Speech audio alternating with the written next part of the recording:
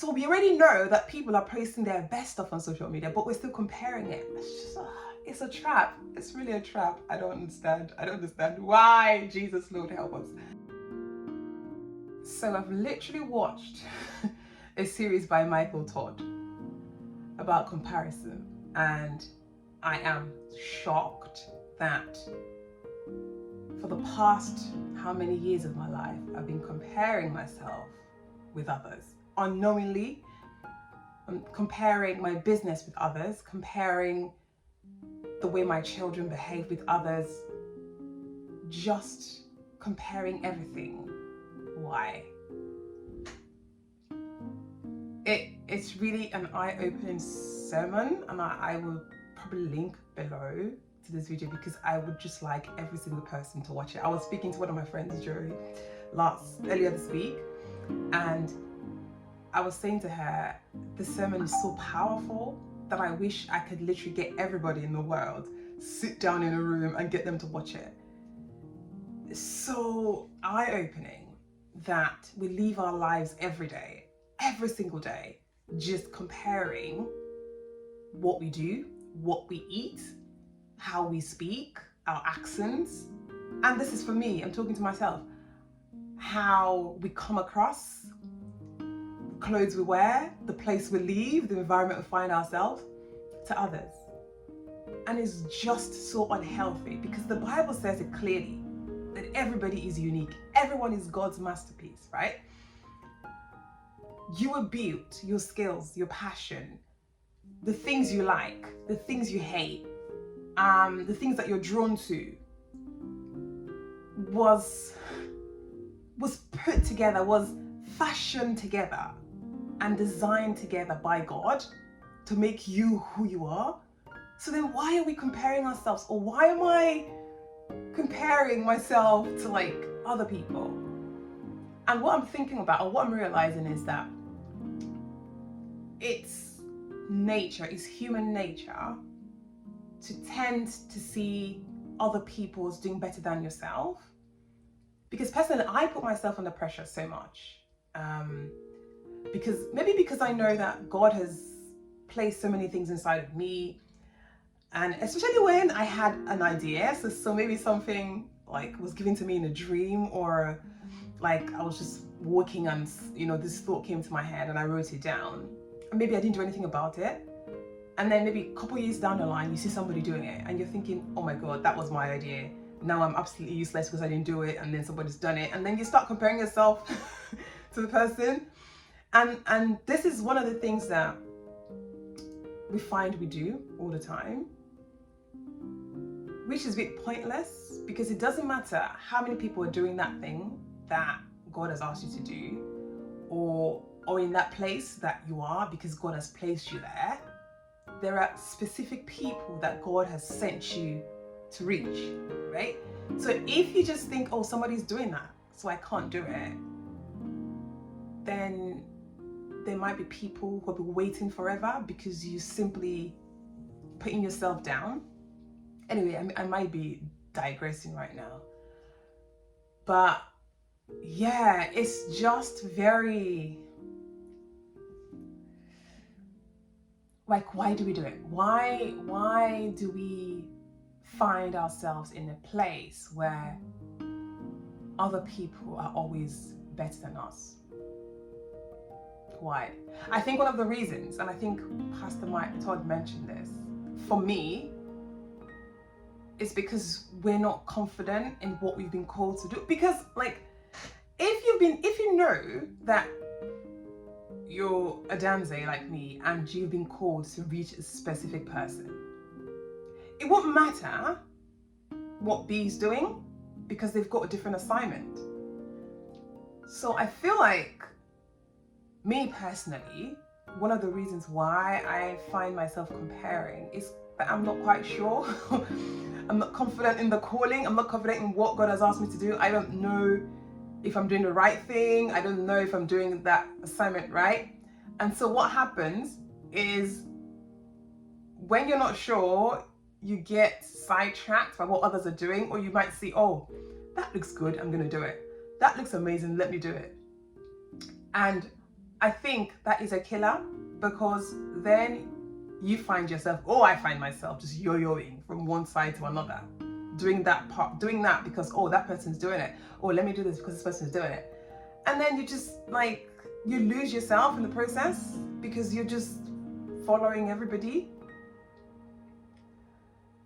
It's just, I'm so thankful that I actually got to listen to this sermon or just watch this sermon, because I feel like my whole perspective is changing, especially now in the world of social media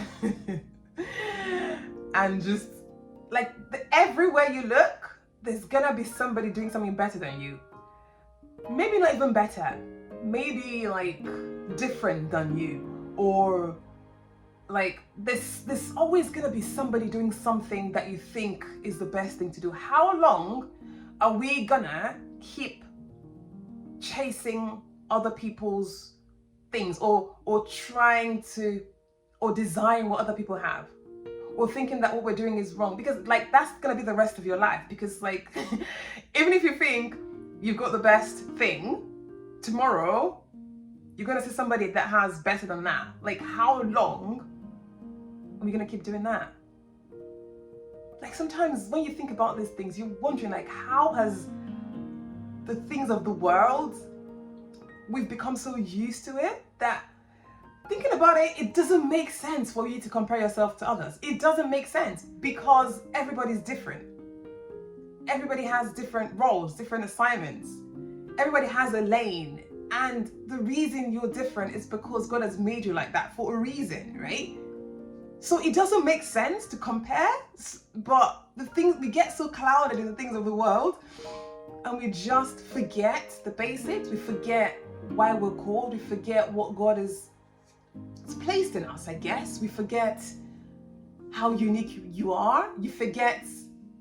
I remember when I first came to this country, obviously I grew up a little bit in Nigeria. So a little bit of my early years was in Nigeria, and I had a Nigerian accent, right? The way I was forming the British accent, the way I was forming it was just maybe to fit in, I don't know. But then there were other people, at college that time, that were so proud of that. They didn't form it. They were just speaking the way they were speaking. But then I started to admire them. It's because I knew I was doing the wrong thing. I knew that I was trying to be somebody I was not. And so I was like, wow, how is it that that person who's from Nigeria, same as me, who has the same accent as me, is so bold in in the way they speak, and is so bold in being themselves? So obviously something was missing, because although I was trying to be like other people, something in the inside of me was yearning to be myself. So I admired that, character in others. And it's just, I guess my question is why? If you know, why do people compare? Why? Apart from the whole thing of, because we always want to be seen as better, because we always want to showcase, or we want everyone to see us as a certain level, and so we constantly pursuing all the things, constantly pursuing everything that we think is gonna make us feel good. You're looking at somebody's business who has, they're probably doing better than you, and straight away you start to compare. The thing is, you don't know when they started, and this is something I'm trying to ingrain in my mind, and I'm asking God to help me all the time. Because now, as I do stuff, as I meet people, as I go to places, as God is opening doors, I'm meeting lots of people who are doing amazing stuff, and I'm just like, how did that person get there? How did they do that? How is she speaking like that? How is she talking like that? And then the Holy Spirit reminds me, it's been her journey, it's been her path, she's been in this longer than you. Maybe you never know how far or how much practice they've got at that thing. You never know how much time they've invested in fine-tuning that art, or in becoming that person that they are. And all of a sudden we're comparing our chapter 1 with somebody's like chapter 20. And that's the thing with comparison. It doesn't let you, we can't see through anything we're comparing. So all we see is the surface. Like on social media, you go on there, people are showing like the best photos.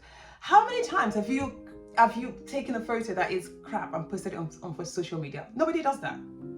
So we already know that people are posting their best stuff on social media, but we're still comparing it. It's just, it's a trap. It's really a trap. I don't understand. I don't understand why. Jesus, Lord, help us.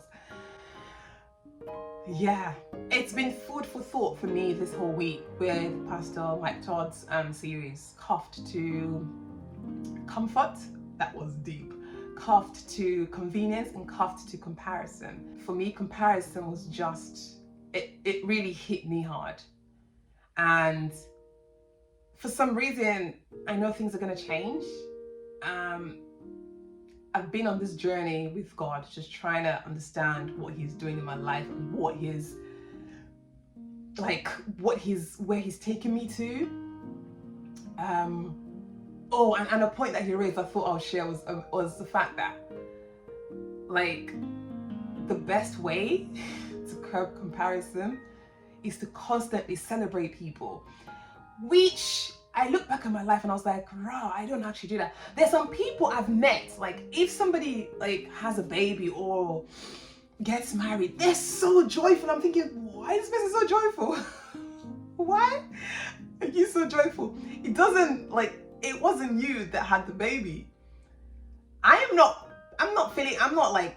like envious, or I'm not like jealous. I'm happy for them. I'm happy for whoever had a baby. But that level of joy is not there. And there's something he said that makes a huge, like kind of stuck with me is when you decrease. So when everything that happens to somebody is not about you, it's about celebrating the God that gave them that thing, then that's a whole mindset shift. That's like a whole that's like a whole new way of thinking.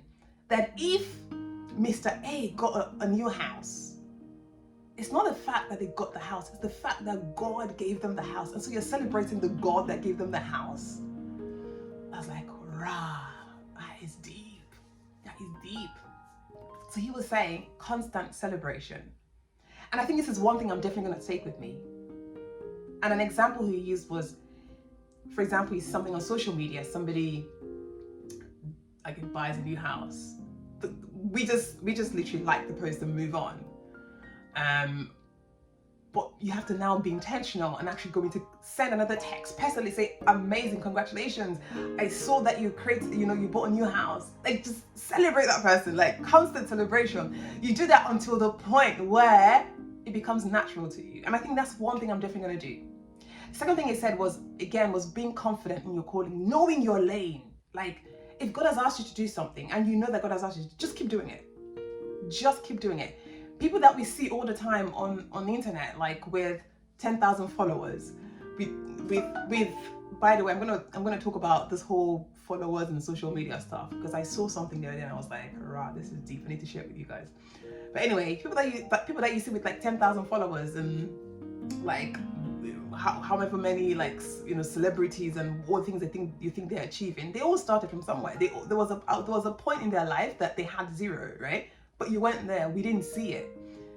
They're also walking in their calling. That's what God has asked them to do. Some of us will never have like 100,000 followers. Like, that's just it. He was saying how, like, he knows he's never gonna be TD Jakes. Like, he knows, like, he's Mike Todd. He's never going to be TD Jakes. I think that's one thing again I'm gonna be like really, really focusing on. Like, the fact that I am a Adanze Obioha. I'm not gonna be anybody else. Like, I'm not gonna be Michelle Obama. I'm not gonna be like the best. I'm gonna be me, right? What has God asked Adanze Obioha to do? And it might be that I never have like the number of followers that those top people do or have, but it's the value.